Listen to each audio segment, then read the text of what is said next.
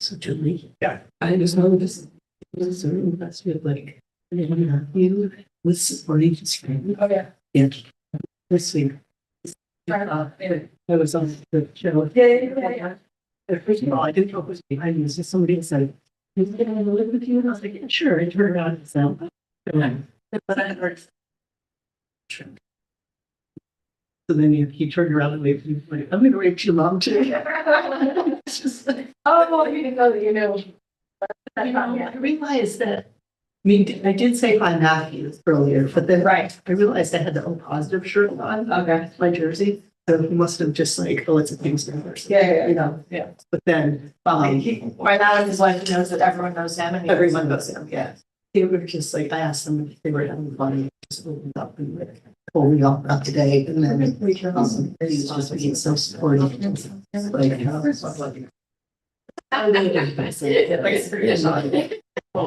getting better than Toronto. They're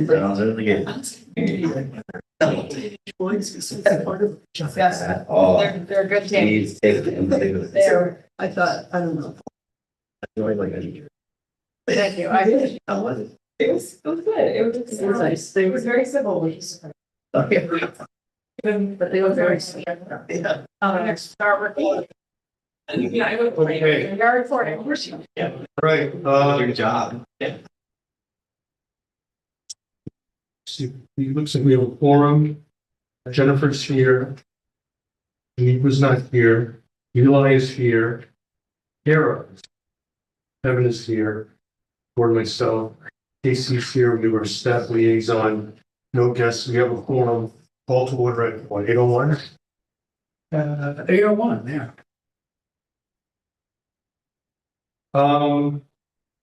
As far as the agenda is concerned, at the very end, we have to kind of schedule for next month, December and January. I know we have a couple items, like, roughly around half hour, 25 minutes. I just move the meeting along so everyone has a chance. Don't like push these things off anymore. And with that, I'm going to ask if anyone had a chance to look at the minutes and maybe any changes.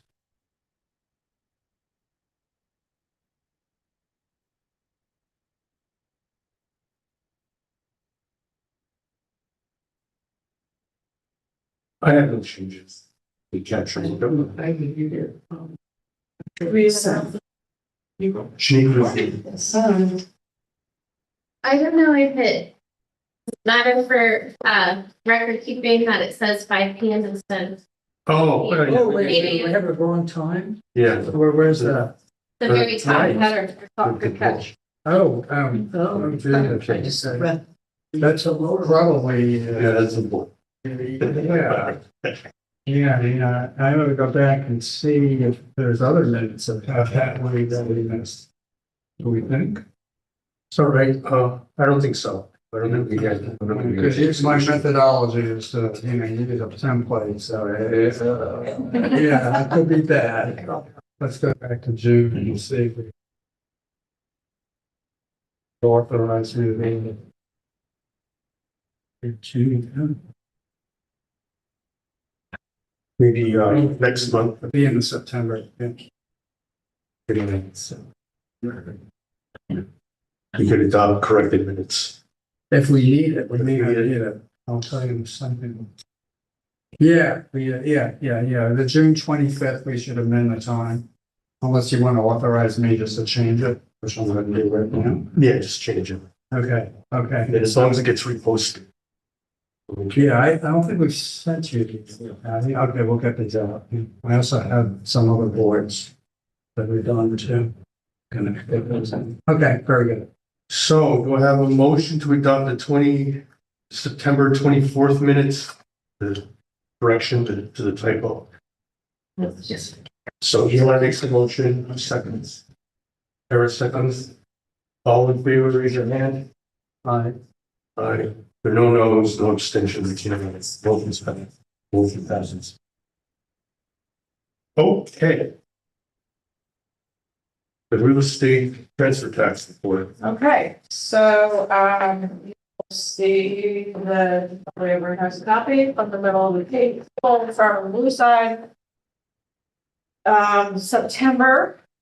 So it was our lowest sales so far this year, $9,689,500 in transactions. City of Kingston, which was a total of 40 transfers, of which 31 were exempt from the real estate transfer tax. So in September, 9 transactions paid the real estate transfer tax. That was 22.5% of the transactions. Average transaction was $2,749.24. And the total real estate transfer tax amount brought in September, not including interest, was $24,742.50. And so with interest, 68 cents more than that. And so our total this time in the Kingston CPF is $241,964.33. So if you look on the other side of the sheet, you'll see what the year looks like so far.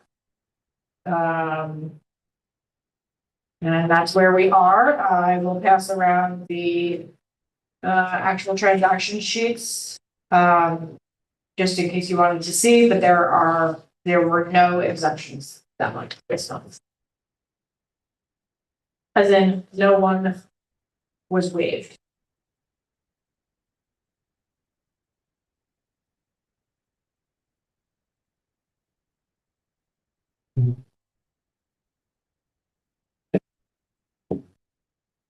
And by the way, I'm presenting on this community preservation fund at this Friday's conference on the environment at Westchester.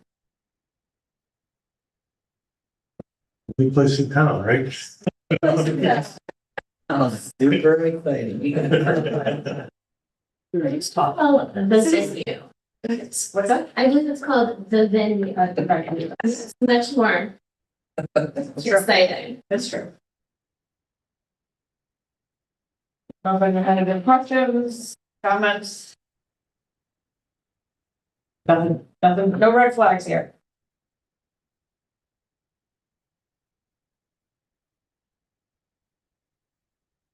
All right. All right, we'll move on. I guess we'll just go over what we did last time with the parcel presentation. I mean, screenshots of, the decision tree. Hey, Julie, I haven't gotten the Zoom. I don't know if you. Oh my gosh, I'm sorry. I That's- sent it. No, that's totally fine. Isn't it? Oh my gosh, I got. I guess for today, we just kind of like refresh our memory what we did. I don't know if you've had a chance to make the maps. You didn't have to bring them here of Well, I made one map what was and anything adjacent to protected lands and anything above a quarter mile. right, so this new map has everything else removed.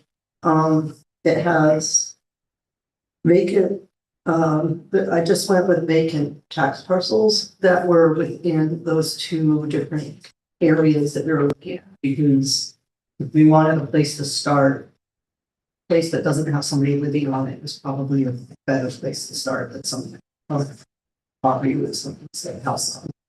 Okay. It just logically made a little more sense to me. So, here's the prioritization still in those colors, but I outlined with the yellow and the pink, from last time. As far as both, tax parcels adjacent to protected lands that are, vacant, and then tax parcels more than a quarter mile from protected lands. I think there was a little bit of overlap with some of them somehow. I'm not sure how. Just because one of them down in that southern corner, it's outlined in pink, but it's next to protected land. Either way, it's vacant and not owned by someone that's already protecting it. And then these two lists, because you wanted lists. Yeah. Are those vacant lands, and then you can see at the bottom the title. So the thinner fewer pages is adjacent lands adjacent to protected lands, And then the thicker one is, vacant lands in park deserts. You can see the title. at the Yeah, bottom. in quarter. Okay, yeah, that's great. With this, we have a way of identifying, prioritizing these, open space projects. And I did, the very last column is the CBD score. So, I did do a quick scan and none of them were zeros. So we're all within the potential of using this. This will feed into what Eli would be talking about. You know, familiar looking at other municipalities in Massachusetts and how they go through things. They have, I'll talk more about it later. Like, it's basically a screening process. Yeah. It's like this two-stage application process, and this will help out a lot. This will actually help us write the recommendation, and that language will get transferred over to whatever resolution that the Common Council uses. Yeah. So basically, these resolutions read, I mean, they talk a lot about accessibility, making it more ADA accessible, or it's something that's readily available to the public. So that's a big theme, and we're right on pursuing that. And There were some of these parcels that are, some of the parcels, I was wondering if they're somehow considered, like, I don't know anything about some of the landowners for those, and maybe there are already some active, like the cemetery. Right, Yeah. I would need an assumption that a cemetery is protected. right. So, I mean, that's, some of them that are listed in here, they may already be protected. okay, Because I just don't know the details of things like, is the cemetery considered protected from? that's Right. But good question. I would assume it is, but I don't. I was missed too, but didn't we just pull Zoom, lots of people in Midtown at the cemetery? Exactly. But I mean, nowadays. Yeah. So, yeah, so that's what those maps, that's what that map and those spreadsheets are. Okay. I don't know if anyone had any ideas to add another criteria. I think this looks great. Because we'll come back to this, Yes. send it to develop an application into that process. I'm sorry, I meant to say once again, what is the difference between the? Those are titles at the bottom. Oh, vacant land. Ah, perfect, thank you. For some reason, Excel put the title at the bottom. Okay. I didn't feel like fighting. See, that's in the road less traveled. Title with the bottom. I just, I got to the point where I was sick of fighting it, so I just was like. Sorry. But this is. Easier for around. This is great. It's something we can easily explain to others outside. And the last page of the community preservation plan said it was, our duty to, develop a prioritization process. And I think we've done that for open space. I'm sorry, you might have said, but are they, how are these organized on here? By, They're organized by the way that they were exported. Like, there's no organization. The way that the way it was exported. but is it It looks like, not sorted by any single column? I think it looks maybe like print key, the parcel ID. Yeah. Yeah, looks like parcel ID. But then it goes 48, 56, 48, 57. Oh, this one goes for this. This one looks like print key. Yeah. They're in order tax ID number. No, I've got both of mine. Yeah, and I have, anyway, I've already. That's fair. Okay, well, either way, so, but I'm still just trying to understand, because both of them look like they, Where do you see 40? vacant lands adjacent to protected lands.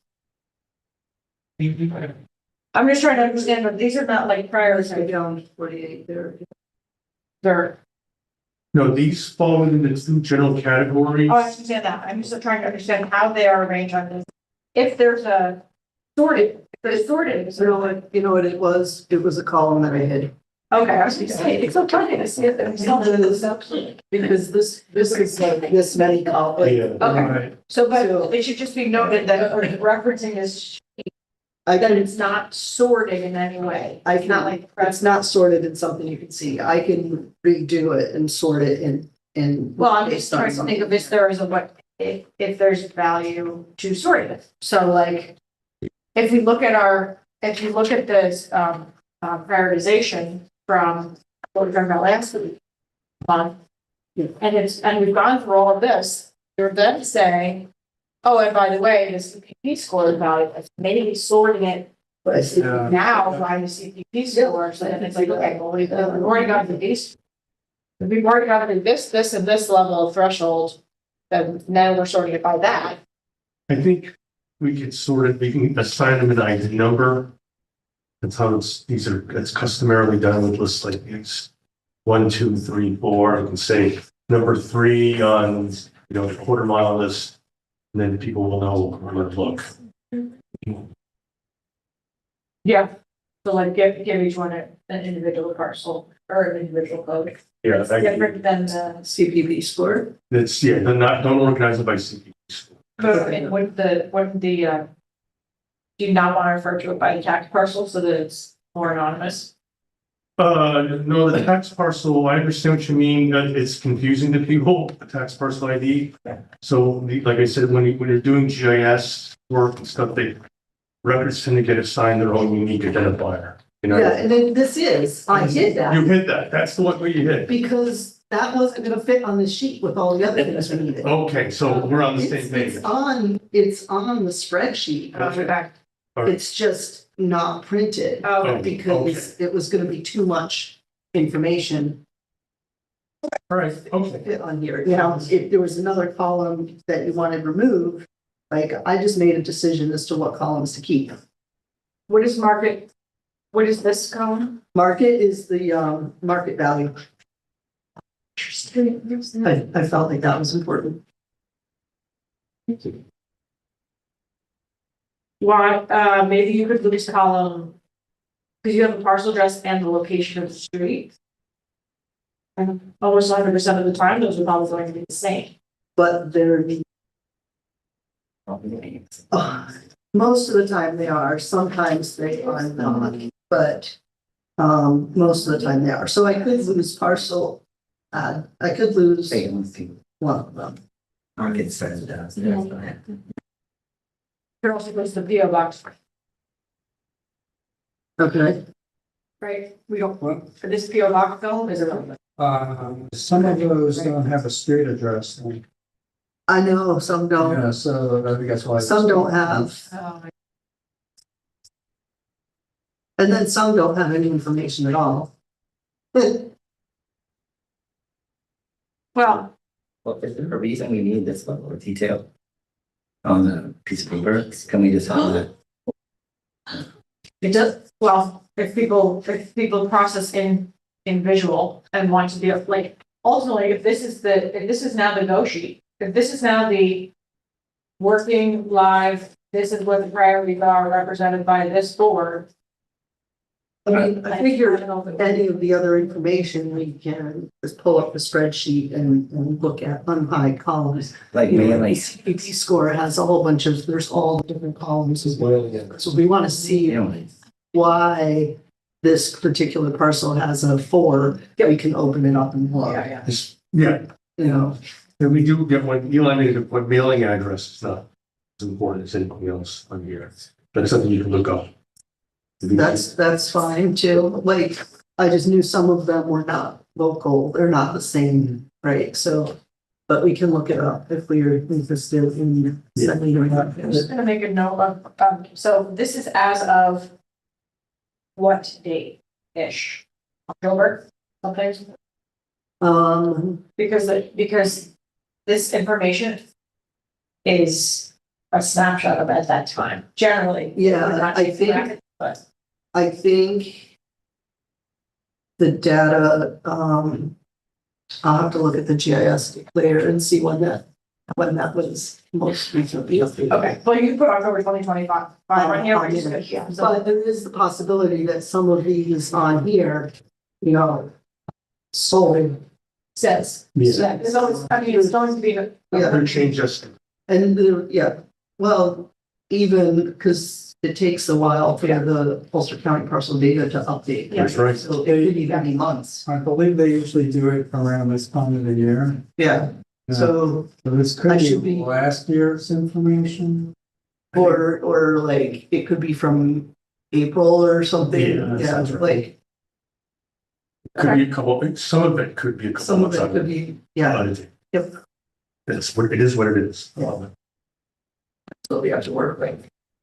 This is great. Does anyone have anything else So you to add? want that individual number, you want the individual number. Yeah.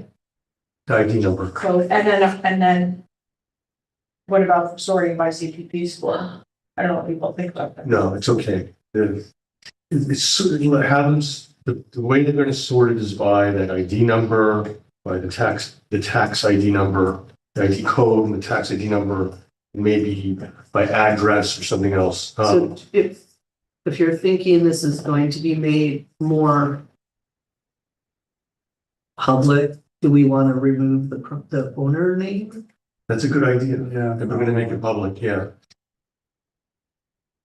This is all public It information. is public information, but still. I like to have, I mean, I've kept the owner on there so you can see stuff like, oh, that property's owned by the cemetery, or that property's owned by the hospital, Right. you know, like, It's my own sensibilities to Yeah. defer more privacy. I would say keep the primary owner, that is public record, absolutely. But I do think we could get rid of all the mailing address stuff. I think that's be more sensitive, honestly. Get that off of here and then have a lot more space to put other information. all right, so what other information do you want to keep? Well, I think it would be interesting to have that ID number for sure. Well, And the then, ID number is gonna take up so much Yeah, space. okay. It's not, Is it possible to know the size of the parcel? that's on here, Yeah. so second to last, Oh, 0.18. Oh, acres. Acres. They're not. I did leave them acres on it. I can imagine as we continue, like, this is because we're still figuring it out. We're gonna change our mind a ton about what we want on the sheet, so I don't know how to spend a lot. Yeah, good point. Just so, like, I think it's a really great start, but I think this I should think be this is the still work only in internal progress. use only anyway, Yeah. right? So, All right, well, we're definitely gonna come back to it. And or put a direct watermark. okay, I can do that. Actually, I don't know direct watermarks for the. What, I have done it before, but it's been years. Find it. but what's gonna happen is before we send out the application, the list is gonna be up. Oh, yeah. So, and then we can make. Especially if the Ulster County's gonna be updating all their stuff this month, like Kevin was thinking, that we'll want to update everything. So for application purposes, so if anyone, since this is public, you know, if someone says, hey, you gotta want to get on this list, so these lists were created by using existing publicly available GIS data to sort it based on one criteria being vacant lands adjacent to protected lands, second criteria being vacant lands in park deserts. And then that's just objectively selected, and then they were going to be given a ID number based on sorting by SBL. Okay, right? The ID number and the SPL are separate columns. Right, but they have to be sorted in some way for Kara to be able to. Yeah, But, so then I would just sort them by SBL, which is objective, and then now that's all the data. Right, is that? that sounds good. Aaron, do you know what Blue Water Cave LLC is? I do. But you can answer if you know. Okay, it is an owner of land adjacent to our new land. That we just bought, he's the wilderness property. Round Uplands. The city did approach them to purchase that land as well, which would really add to that complex. But at the time, they were not interested. I'm going to discuss it, they were not interested in selling. But it is a local owner. I guarantee you it's not a gate, it's mine. Okay. Oh, okay. Oh, that's Okay. interesting. Okay, they give them these very fancy sounding names. Yeah, you can call it property, whatever you want to call it, but yes. But yes. Like the wine gate, that's mine. You remember that? Are you on the white gate? No. The wine. She said that, Oh, is- that's a mine.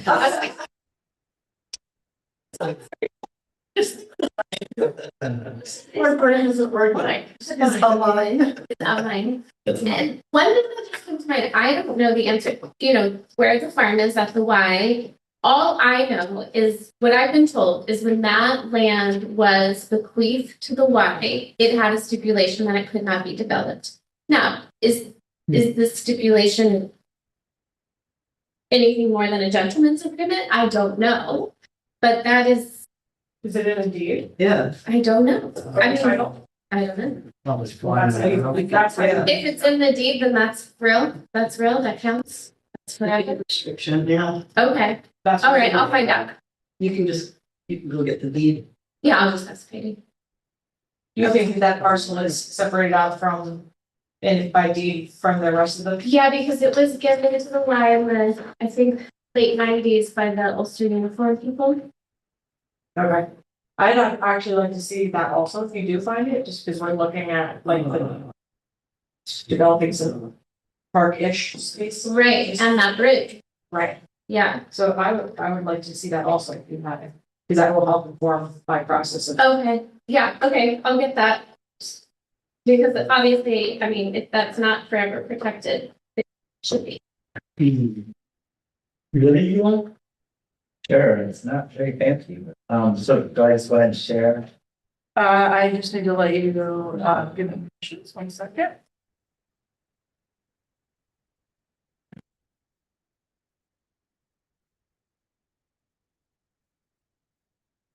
So.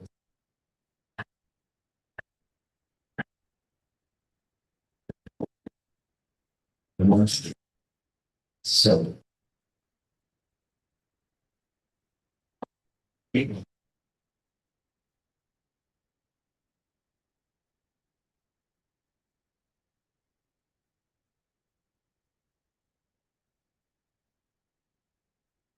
All right, so I was asked to do a little bit of follow-up from what I did in June in terms of just starting to snoop around in Massachusetts. What are they doing for their conservation? I mean, their community preservation act funding. And so one of the questions was, what are the most recent adopters of the CPA in Massachusetts? So in other words, who might be in the same boat as us. So I found about 7 spots in Massachusetts that have most recently adopted the act and started to try to do something with it. And I haven't gone very deeply on this list, but we have Amesbury, Shirley, Sheffield, Swampscott, Townsend, Winchester, Egremont, and if I mispronounce that, that's after 15 years of trying to learn how. So they're kind of, they range widely in terms of their size. Egremont is very interesting because they got a little bit more aggressive around them building that. And they are the newest, so there's nothing at all about them yet. But I look forward to hearing more from them because I think that's interesting. But I don't know if this should make us feel better or less stressed, but most of these CPAs are still in the beginning phases. There isn't a lot online yet, maybe with Amesbury and Shirley a bit, but the rest of them are still clearly getting their act together. Which is interesting to me. I haven't done a deep dive to make sure that there isn't anything, but there's not really readily information for most of them online yet. Beyond the kind of thing that we have already, which is, click on this link and this describes it, and this is what we're trying to do, and we have this plan. So that's the list of those. Does the state stipulate the first 100,000? Why are they all the same? Yeah, I don't know. No. It's gotta be, It might it's gotta be- be a state It legislation. might be their template, yeah. Yeah, there's no way they would all just do that on their own. No, I don't think so. But it is interesting to see what the other exemptions are. Based on, Oh, interesting. Theirs is, they also have demographical exemptions. yeah, so they, for low income and for low moderate income seniors, that showed up a bunch. Oh, so the only actual variation is whether commercial is included or not. The rest of them all look exactly the same. No, they all say seniors. So Yeah, so it's a, it yeah, must be local decision whether or not you can want to include commercial yeah. and local decision on what the percentage is, but you have to you have to exempt 100,000. Which seems like a low Yeah. amount for So there's lots. Massachusetts. And how are they I guess that's deciding? why they're exempting the low income folks. I wonder what criteria they're using for low income and low moderate income seniors. Like, what's a senior? How do they know that? Interesting. Especially since I don't think anyone in New York State, any of the communities use demographics as part of their, Yeah, like, that feels more subjective. Yeah, yeah, and open to interpretation, sure. But if you're buying a $500,000 house, Very low. how income. can, yeah,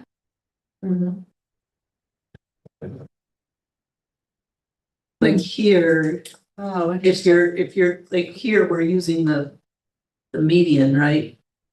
So anybody below the median, buying a house below the median doesn't have, is exempt.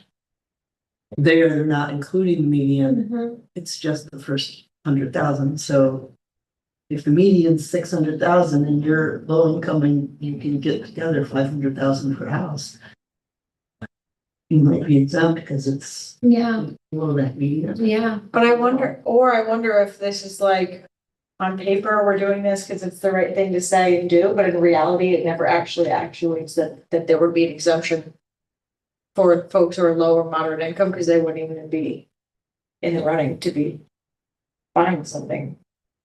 That would be, I'm not, let me think here. I think, this is, now I'm getting really interested in the demographic and the reasoning behind the exemption, so maybe I can go and look and see how are they following those? Because it has to be objective in some way. Yeah, there needs to be some sort of statement of what is A low income, definition. what is. Yeah. Yeah. And- Senior. And if everyone in Massachusetts is doing that, why isn't New York doing that? Is there a way you can find a person to talk to on one of the? Yeah, I think, yeah, well, I think first, maybe as exciting as it sounds, maybe I need to be there. The state law differs from, I think it's in the law. State law. it must be, because Yeah, there's a summary of it, but I think it's okay. there's clearly a floor from which you can add. Because in New York State, the law that it's the median, or is that Kingston's specific law? That's not, the only thing that we were able to change is the percentage. And we could add other exemptions, but we didn't add other exemptions because there's no other model in New York State that adds other exemptions. Enter Massachusetts, Right. where everyone cares about their demographics and makes it look like we don't. Yeah, that's exactly what it is.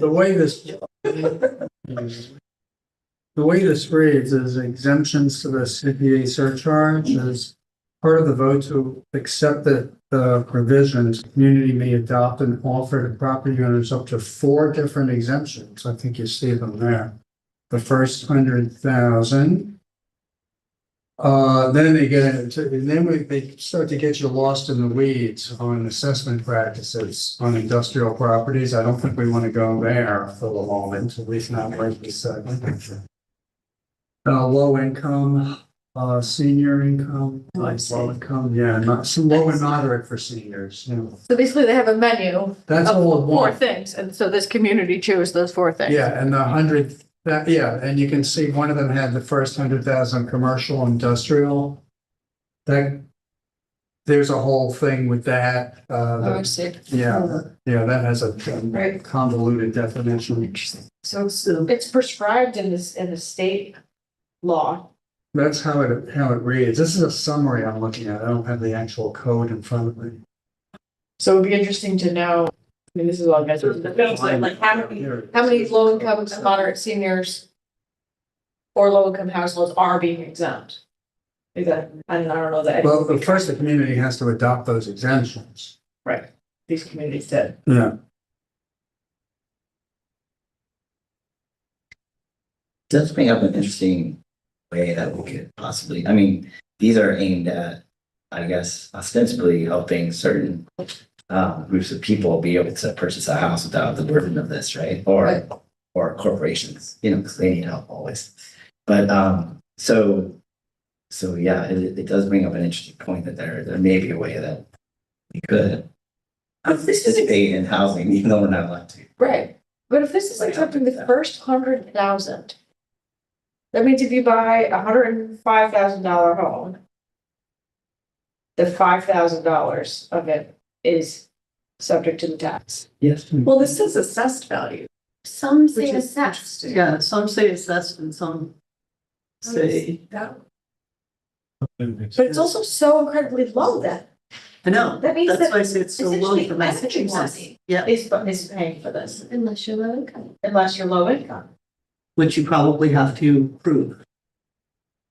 Like, I would, like it here, has to when be we based buy, on some data. right, when we buy a house here, we don't say anything about who we are.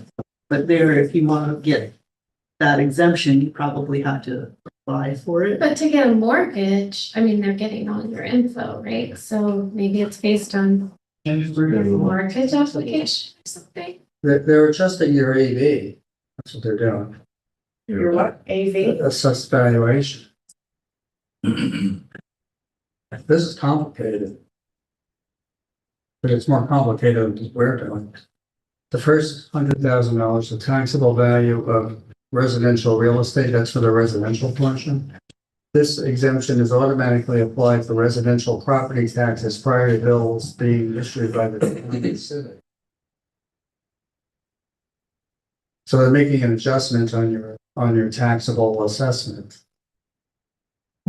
Okay, so. And they're doing something similar for industrial too, but that has a different process. I you can see commercial, industrial there. So food for thought as we Yeah, do this. Okay, so the next thing was we had a long list of cities that we were interested in learning more about. Because of my time limits this last couple of weeks, I chose Worcester and Greenfield, and then really kind of took a deep dive into Greenfield. So here is just a comparison of the demographics of those spots. Worcester is, order of magnitude bigger than Kingston, but Greenfield is closer to our size, 17,000, close to our 23 or 18, 24. But the other demographics seem pretty close. So they adopted their CPA in 2020. CPF. CPF. I do not know the terms quickly.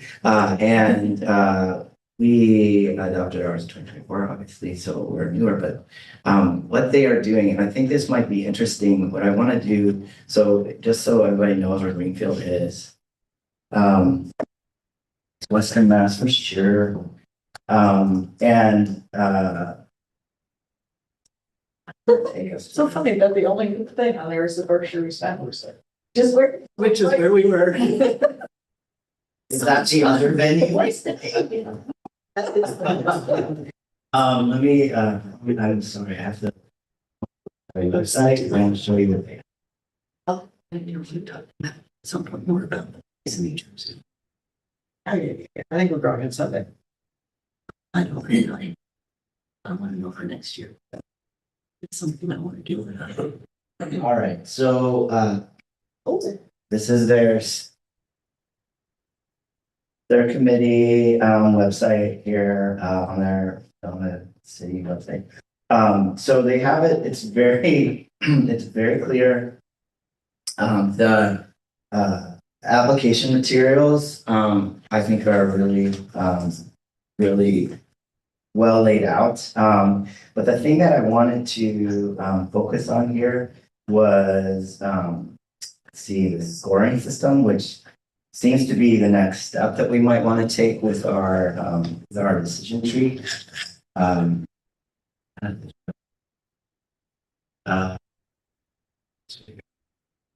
yeah. Better? Yeah. Okay, so this can basically be one-to-one with our decision tree if we want it to be, but it is, it's something that is shared with the public, demonstrates kind of a transparent approach to making decisions. Each member uses this to score a project, so that's after an application has come in and all this other process has happened, but it seemed like this might be something that we're trying to build towards as we create our priorities and think about our processes. So they basically have in Greenfield divided it up, and as far as I can tell, it is a decision by the committee, but they have I think 3 different style things that they like to that they want to fund. One is about open space specifically. One is about housing because they can do housing, and then the other one. They do housing with this fund? Yes, they can. So there's yeah. Sorry, I'm forgetting the other one. Historic preservation? Yes, thank you, sorry. Yes, so they have these 3 specific areas that they're looking for. But then they have these specific questions that they ask the members to provide a score for, and that's how they initially evaluate their projects. So I thought this would be something that might want to take a look at with our decision tree once we get to that point. Okay, and then the other thing I wanted to show was this plan. So they update this annually. So it will come out in 2025 to guide applications for 2026. And we have a lot of this from the beginning, so just very beginnings of all of this. But this would be what we would be updating. But one of the things that I wanted to demonstrate in this table of contents here is the fact that they do have, so when they talk about eligibility for projects, they have these 3 kinds of projects described, which is community housing, historic resources, and open space and outdoor restoration. Those are not dictated, as far as I can tell, by anything that was adopted by the public. That's an internal committee decision, I think, to organize and prioritize. So I thought that was an interesting approach. And they also go so far as to kind of divvy out how much, so they have this little decision map, way to think about projects and whether or not they are the kind of project that can be supported by the committee, which I thought was interesting and helpful. And then they have divided out their funding by, and then their reporting by those 3 major categories. Does that make sense? Yep. So, and I know this is hard to.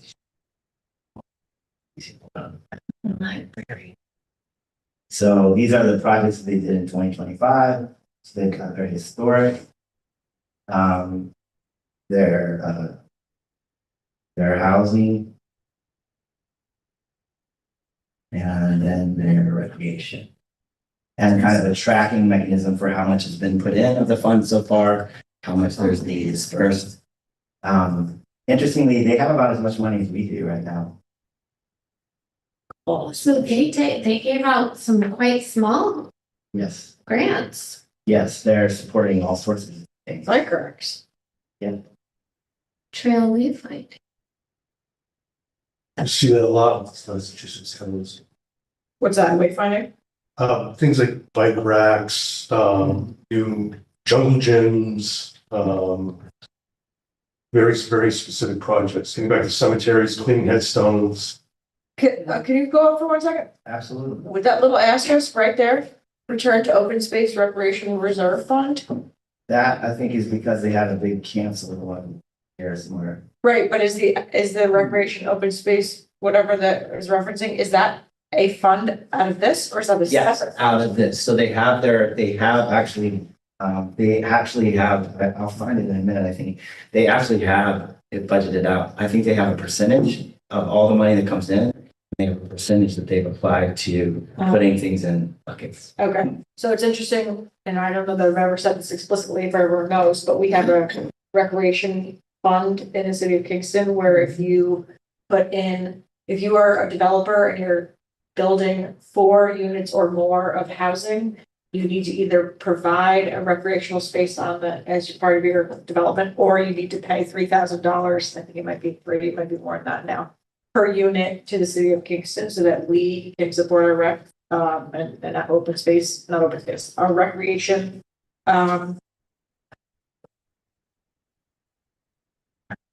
budget and efforts. And that is kept separately in its own fund. So that we call it the rec trust fund, but that's how we often fund capital projects, like new playgrounds and things like that. But it looks like here, they don't have a dedicated rec trust fund. And so they are paying for those kind of rec things through this system. Seems like it. Which is also maybe valuable to this board, that things like putting in bike racks and things like bike lanes and new playgrounds and all that, we have a separate dedicated fund in the city that is designed for that. So I wouldn't think that necessarily this fund, the community preservation fund, would need to go to those things, because there's already a separate funding source for it. Unless we're, not to put those in, but if we're trying to acquire land to put in a new, say, get around Route 32, then we would get the land through the community preservation fund, and then the city's fund would help to build that. And amenities and things. Okay. Yeah. What about if it's a school district who approaches us? Basically fund facilities. I'm not saying that this can't be used for that, but it should just be considered in the evaluation. Is there another source of funding that already is dedicated to this? Maybe that's part of the decision tree, like, hey, these people came to us, but hey, let's look at our list. Is there already another designated source of funding that would be better suited? Yes, the rec trust fund would be better suited for that, so let's direct them over to that. This fund is mostly about getting the land protected, The land itself, the land itself, not necessarily building the playground. right? Right. That's always just interesting how many actual capital projects they have on their list. Yeah. Let's protect the land, and then somebody else would come in with the playground. As far as open space is concerned, but we have to wrestle with historic conservation. That's also this. Yeah. Some overlap. Just one quick word on historic preservation. The city is right now applying for a certified local government grant for a preservation plan. For the city. Historic preservation plan. So that's downstairs on Suzanne and Ethan's desk as we speak. So that'll come back to us at a later point. And that will be like open space plan level theory, or it will be community preservation plan level first level? Probably, it's not gonna have a funding mechanism or anything like that. No, it's gonna make recommendations as to what the city should be doing. But like on a parcel level or on a visionary level? It may go down to the parcel level. I think it would, because you have individual landmarks. Yeah, I think it will. District level for sure, and then most likely on the individuals, to the parcel level. So that'll be continued. Back to this. So this is just their funding cycle. In that terminology, it means their funding of projects cycle. So they start in August, where they announce what funds are available. So I think they are taking what they have and dividing it up by percentage around which sorts of, is it historic preservation? Is it open space, and they announce numbers, which I thought was interesting, that are available. And then, and that is released at the same time as the update of the annual plan. Which all makes sense, once you get up and running. And so the plan serves both as a reminder of what is going on, but also, here's what we've done so far, and this is our direction. It's a communication of where the board is at, I think, as a collective in terms of prioritization process. So it's a little bit, I mean, I don't want to say political, but it is communicating what the people on the board at that time thinking and wanting to do. Right, so it's kind of like a funder request for proposals, Yeah. which I think is really cool, and it allows for a level of transparency. I think we probably want. You notice with all the Massachusetts programs, it's pre-application. Yes. Other applications. Right, so there's a pre-application, which is a screening, a screening tool that we've talked about. And that happens on the 17th of September. And then they meet and they discuss. Then they invite full applications, and those full applications they get in the middle of November. Then they do their due diligence and review the applications. They meet with applicants, which is most likely what we would want to be doing too, and then they announce. They don't announce, they send recommendations to City Council in March. And then the City Council considers those recommendations and, awards and finalizations happen in June, July. There's a 10-month process. Yeah. Long time. Yeah, For someone to say, I want a new playground equipment, you'll find out in 10 months. I know. So this is happening for a lot of projects because they have smaller. Yeah. And you can see how this would take a couple of years to develop a working process like this, but once it's up and running, it seems like a very powerful process. And interestingly, I have a student who is from Greenfield, Massachusetts, and they are very aware. I mean, they're 2019, 20, they're very aware of this fund and of what it's done for the city. It's like, it has a very high profile. Because they do good branding. I don't know, but looking at this, I was like, oh, because they're involved in just about everything. Yeah, they shovel a lot of money. Out the door. Yeah, but it's not a lot of money, It's- actually. yeah, It's a very Relatively small amount. They speaking. support Yeah. projects. Right, but also they're very transparent. I think that it's the transparency, and then I guess which can also be seen as marketing. And the fact that they're not doing just one-off huge projects, they're invested in these like smaller things that are actually making immediate impact. Which is not to say we need to change our decision tree or anything like that, but I think that's how that. I would be interested to know if they have paid staff that are just doing that. That's an interesting question, although there's only 17,000 people that live there, so I would assume. Yeah. But I will look into that. That's a good. Like, is this being done by a board? Is this being done by a staff person? It doesn't, I think, wasn't there something on here that talks about the board? Probably at the beginning. Or like, is this going through their planning department? That's conservation. So that's the eligibility. This is the listing of the different funds that they have. I just wanna, Eli, I corrected you before when I said CPF, but in this state, they're referring to it as CPA. But So I was calling CPA for us too, so. either way, It's fair enough. It does. Oh, right, we knew that the state mentioned.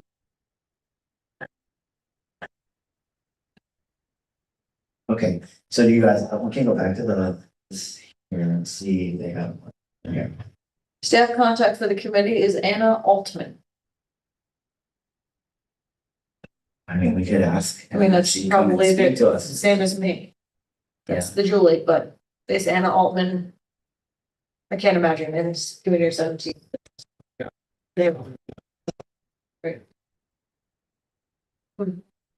So, here it is. This is the available funding thing. So this is where they take their amounts that they've gotten for, I'm assuming that's from 2024. I'm not sure how they. But they state how much money they have left. And they divide it up by certain percentages, and then they have this kind of slush fund thing where they can, use it to apply to projects that are bigger than the amounts that they're listing there. And that's all I have. Great. This is awesome. Okay, good. I didn't print anything out, or because I'm not sure, I do think their plan is a really good read. If folks want to take a look at it, it's very informative. To me, I like finding templates and things to work toward.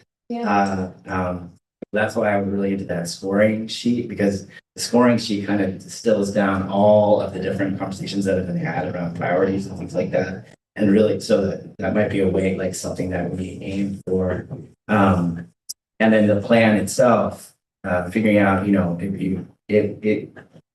would be really neat to be able to have a plan that we update every year, and at least the RFPs at the same time, if that's how we decide to do it. And that again is like a template.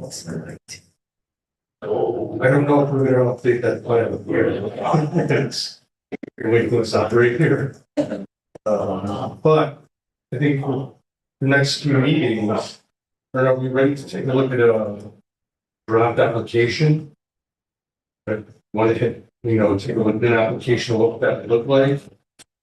I have a draft application. It's a pre-application like what they have here. I haven't really developed a full application. I don't know what that would look like, but it saves everyone time. We can look to see if, if they're in a parcel that just doesn't qualify, or they're making outlandish budget, monetary requests. And then we could just, save everyone time. And then with full applications, we can ask for a whole bunch of stuff. Maybe even do site visits, because I know they do that up Northampton. Like that. So, or do we want to take a look at other towns? See, and just kind of just continue to mull over how to shape this. I'm wondering if it makes sense to, now I'm an academic and I do this all the time, so if it's annoying, please tell me, but I wonder if it would make sense to take a step back and try to think of the entire process that we're trying to create. Because I think we go a lot into like the weeds and then back out, and weeds and then back out. I'm wondering if there's a way to think about, okay, so this is Greenfield's process. We can, I can look at other places and see what their processes are. I think they're similar. So then my question would be, do we want to commit to trying to make a certain, like laying out an overarching process that we want, and then start working on the details? Does that make sense? So, because, and that's, for me, that would be a way to, then we could delegate work as a committee, right? So it's not like the one group is working on the pre-app, one is working on, okay, we're not gonna like do the annual plan every year, what are we gonna do as a release of an RFP? Like that kind of thing. That makes sense? That sounds good to me. Okay. Yeah. So the question would be then, what is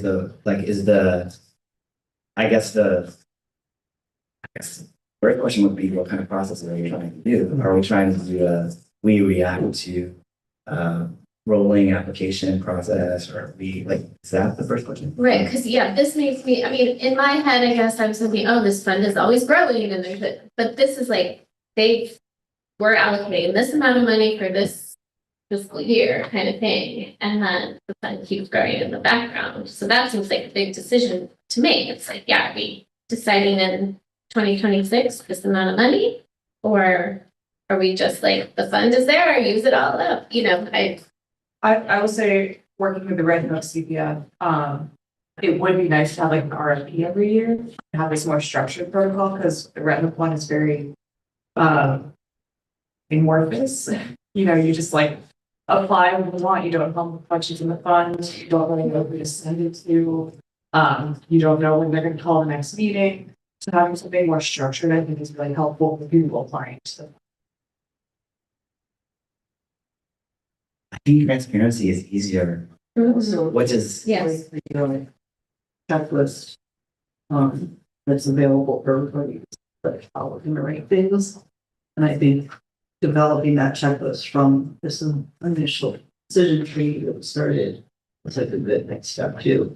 And it saves time for everyone. It's- Yeah. People don't apply necessarily. We don't have to look at a bunch of applications that we know we're not gonna fund.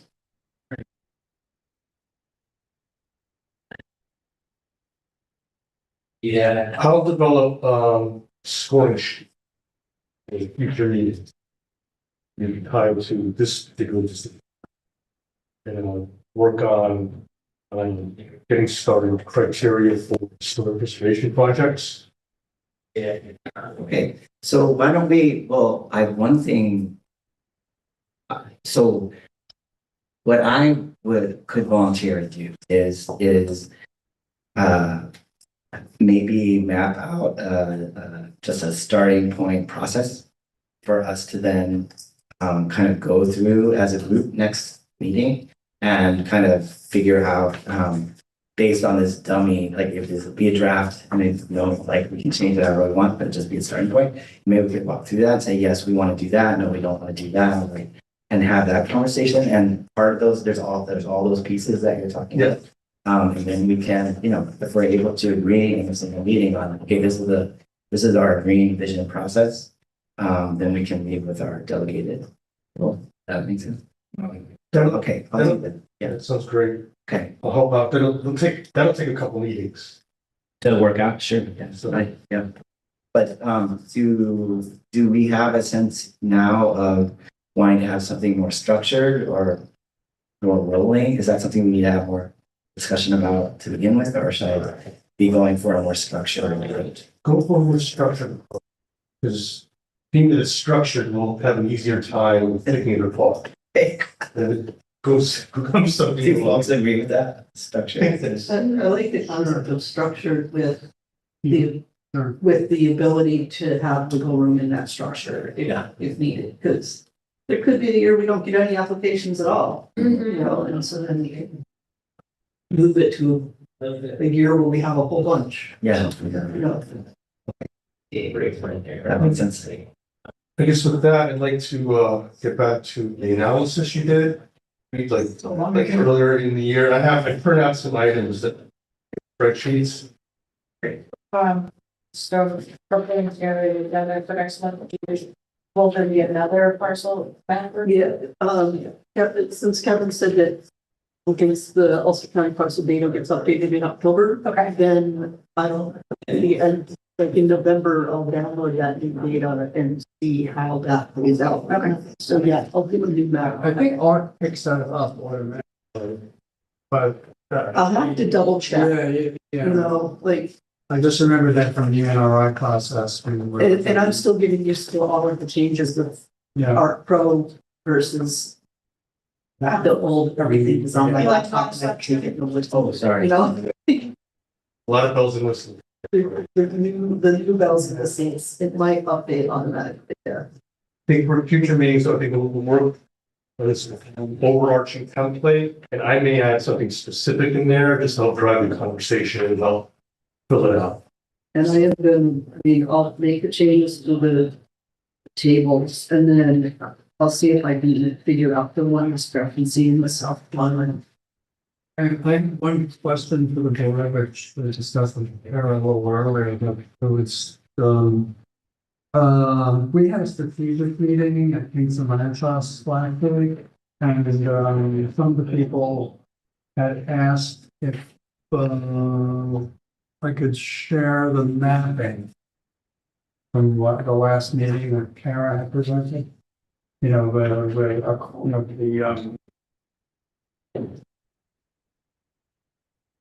yeah, adjacent, where it was quarter mile adjacent. That mapping. They were, they wanted to see what we were doing. Is that acceptable, or should we Wait for something where we have another map where we clearly show the two areas. Right. Adjacent, then, because it's still, that's draft material. Right, exactly, that's why I didn't do it. Yeah. Yeah, exactly, that's why I It's- asked. It's something, if you guys have somebody that has GIS, they can. Yeah, yeah, sure, Sells that sure, map. yeah, right. Because draft material and foil, you don't have to release. And the last maps were good, but they would, I think they would confuse people. Who weren't, who weren't in the conversation.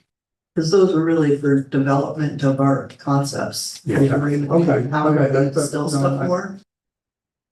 Shaniqua, did you follow that? I did.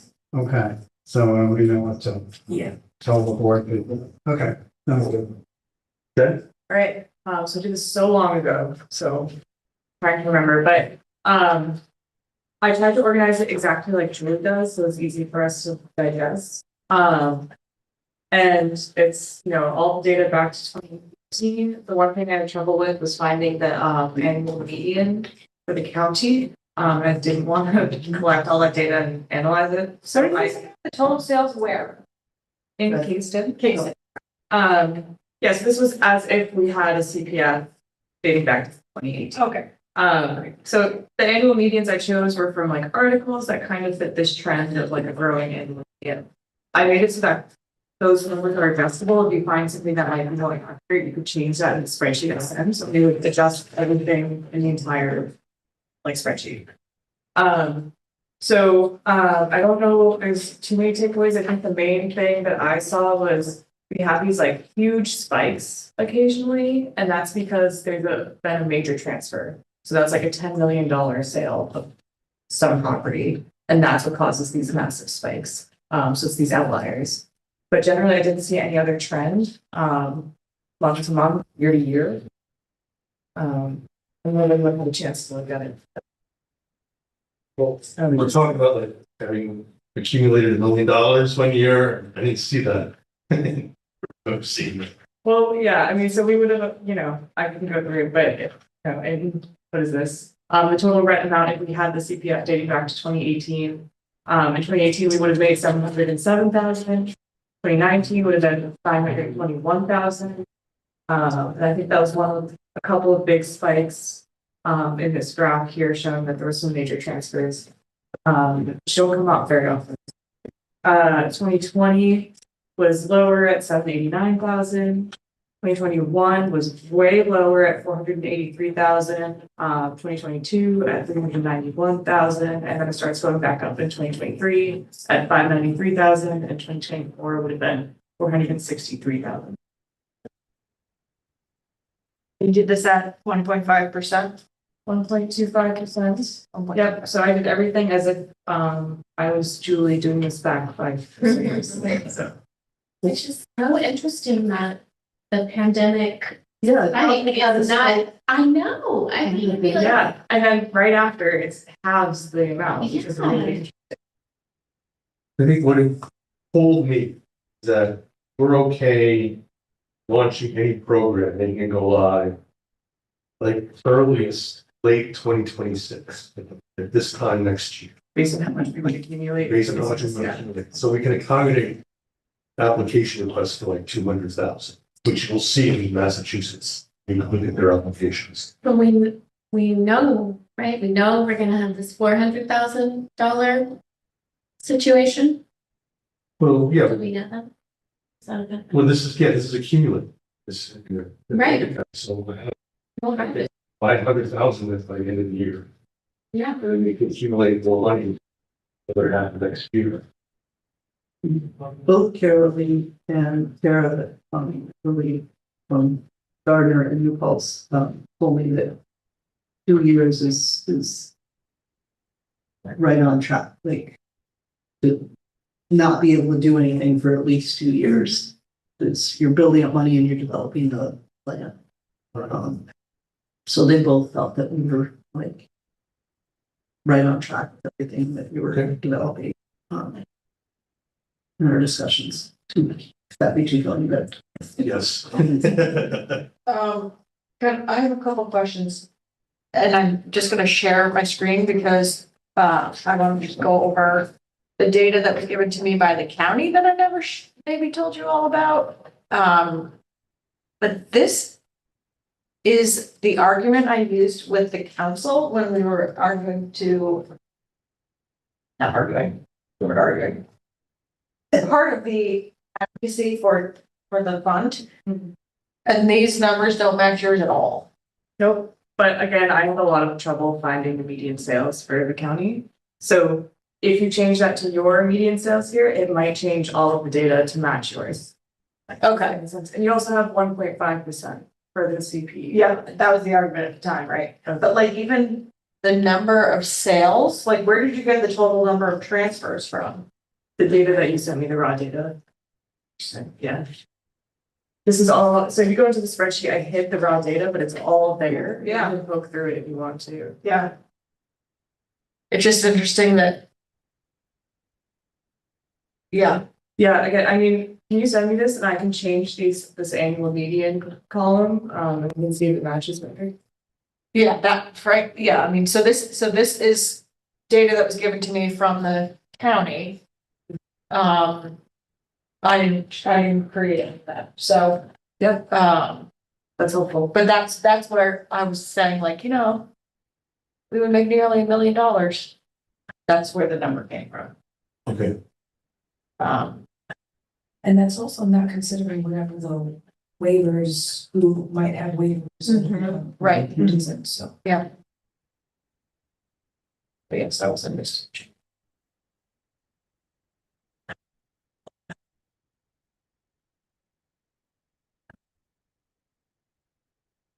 This is really. Thanks, Ari.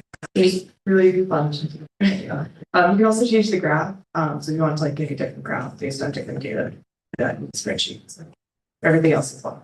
Yeah, that's it.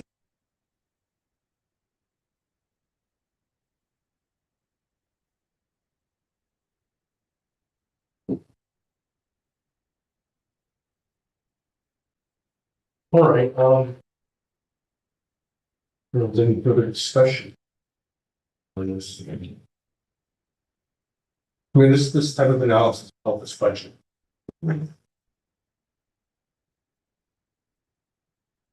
But I'd like to just move on to one more part of schedule, remainder of the year, and I guess maybe even early next year.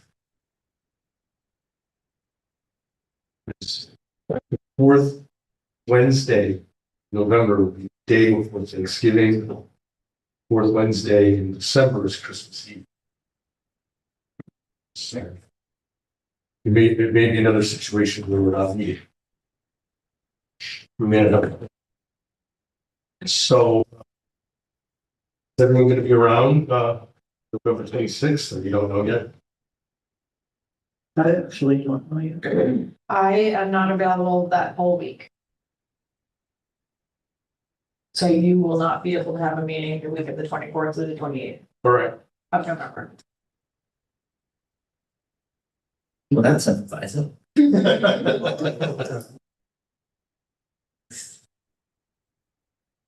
What about Christmas Eve? And I'm not available that whole weekend. All right, this is a lot of time to get ready for the next meeting. Okay, January the 28th. You can offer a different time. I mean, you can meet at a different date. You could combine, you could meet, so in November, you could choose any other time, just not that week. And same with December, or you could combine November and December. But you just, the 24th through the 28th is out, but we're well in advance, so changing the date is fine. I will publicize it on the city's website. We always go the week before. The 19th? Works for me. Of November. Yep. Mhm. Nice. That works for me. How about you, Eli? Because I know. Yes. Okay.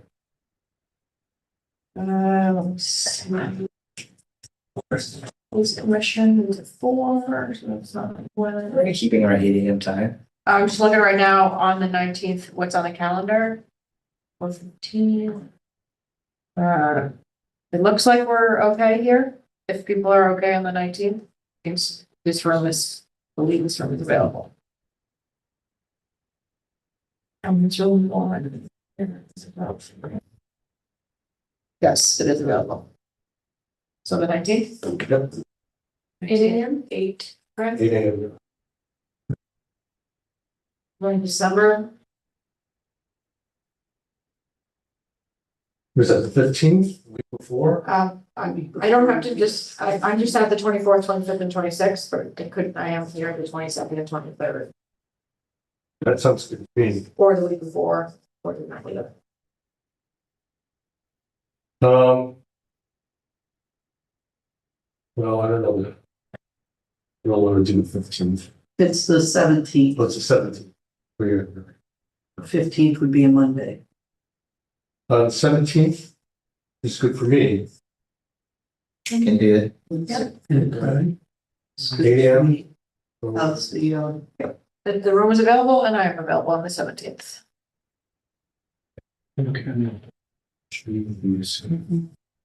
I will, I'm gonna change the calendar invite.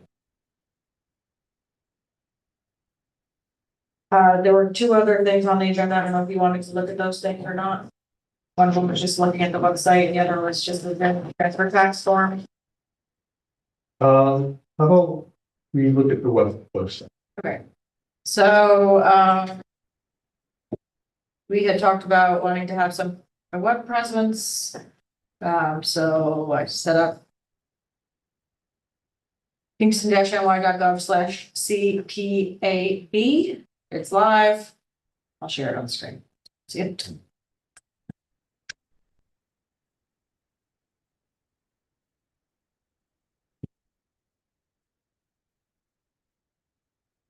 So if you go to kingston-ny.gov/CPAB, you can also get there under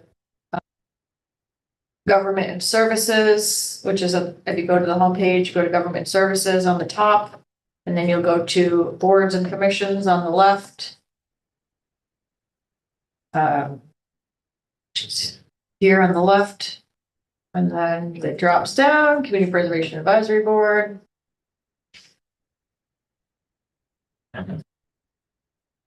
That's where we are. So the short one is CPAB. And I have on there all of us, the board, me as staff support on the side, important documents I put up here, the plan, the open space plan, the NRI, and the open space index. This has information about the fund itself, that it's based on the act. There's some FAQs, what's in a plan, what's the difference between an open space plan and a community preservation plan, why do CPP for Kingston, and what can it be used for. It's basically some of the same information, if not all the same information from Engage Kingston. It's just now on the city's website. So things we can do with it. It's not fun or fancy or showy. It's literally just words. Can't be used for housing. Can't be used for stormwater and sewers. Can't be used for road infrastructure. Sign up here to be on the newsletter. wow, Can't wait for a newsletter to come. I know. I've been including that in our dummy process.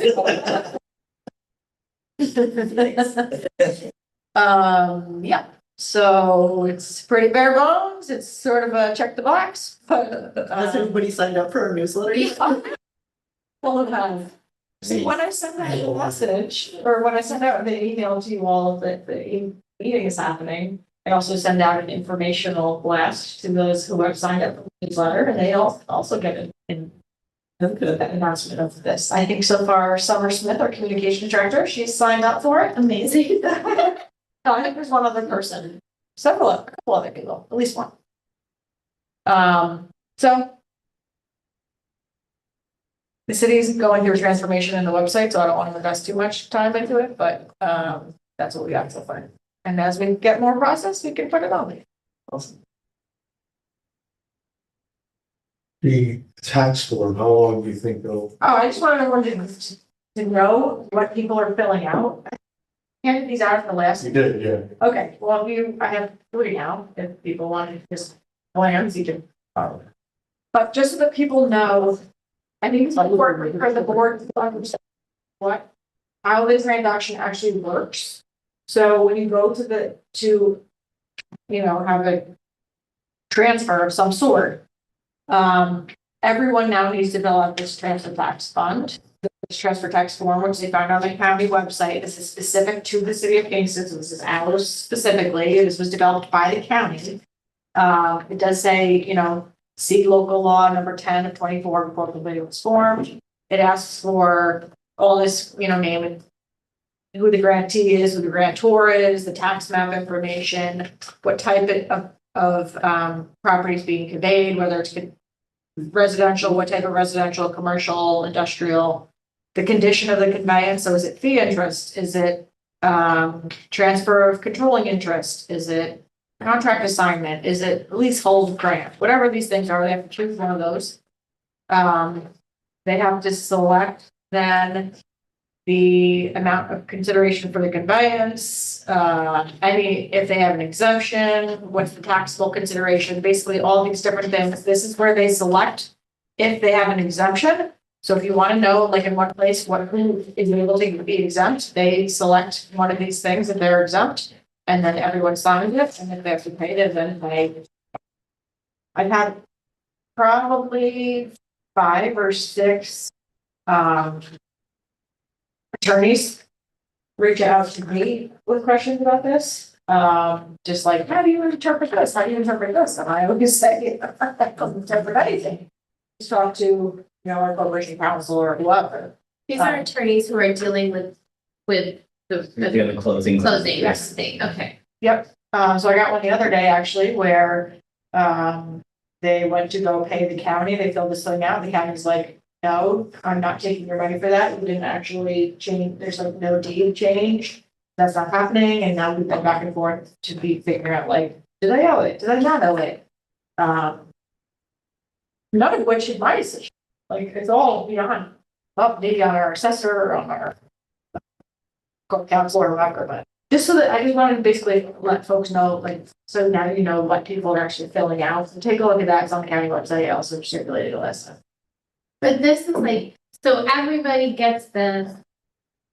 Yep. So it's not like people have to know or not know about this law. They get this paper and through filling out this paper, maybe that's how they're learning about it or something. All the realtors really need to know that. Uh-huh. So actually, I would say when I said that some of the calls were from attorneys, a lot of the calls, and most of them actually have been from realtors.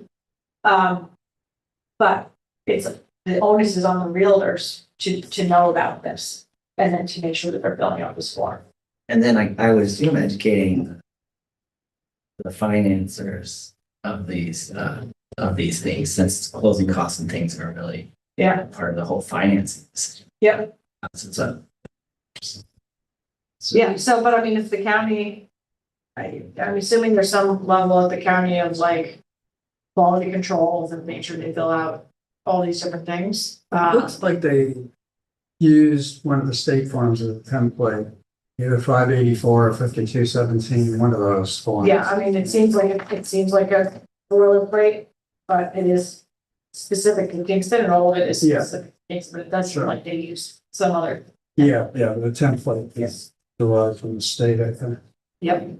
So a few years ago, when Gardner was getting theirs going, the realtor group had a meeting and asked the land trust to come and talk to the realtors about the community preservation fund in Gardner. And I think we discussed Gardner and New Paltz. But is that something we want to try to get a presence at a realtor meeting in the area, in Kingston area?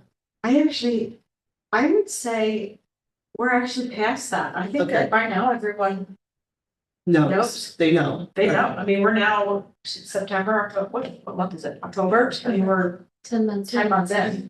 Okay. Unless the realtor has sold nothing this year. They have more issues than.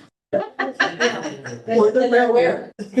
Or they're brand new, right, yeah, or they're brand new, Oh, right, yeah. alright. So, but I would say there isn't, no one has reached out to me at least to be like, we don't know anything about this, you need to come talk to us, or. It's and I'm getting not known getting enough in enough. the area. I would say if I've gotten 6 calls over 10 months, that's still not enough to, we have to really need to. Because realtors working in Kingston have probably already been working also in like New Paltz and stuff. So. Yep, that's like.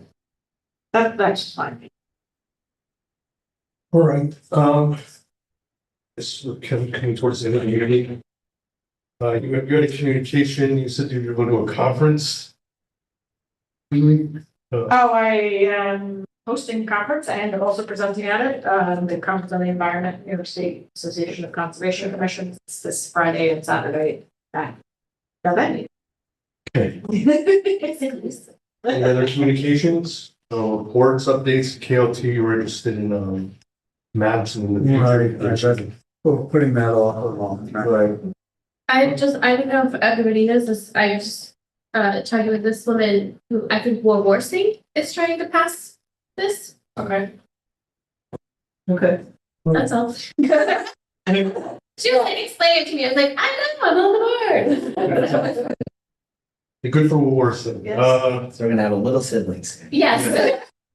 Better get I'd like to see Ulster. Oh, There's so many properties that this would be great if it's No. just outside. I know, that's a hard. Oh, you agree because they're too concerned. There's more road development, Uh-huh. commercial development, and they can easily make the argument is that a lot of people shop here. Yes. But there's a lot of property that, I'm like, it's not protected, it's, it's like, could be, Mhm. they're straight trails. Well, they're gonna have the ratables, basically the taxable commercial properties, that's for Yeah. so, okay, it's their prerogative. Yeah. With that, is there an adjournment? Motion to adjourn. Yeah. Motion Shaniqua, second. I'll send it. Casey, all in favor, raise your hand. Unanimous. No no's, no abstentions, meeting adjourned at 9:26. And